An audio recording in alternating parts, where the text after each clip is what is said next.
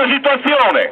Non possiamo andare tranquilli e subire in silenzio o molte volte complici, perché qui bisogna fare delle chiare affermazioni, che non ricada una complicità decennale di tutti i partiti politici, da destra e da sinistra. Sicuramente Mobilu, una delle più grandi escalation, una delle più grandi attacchi alla comunità sarda.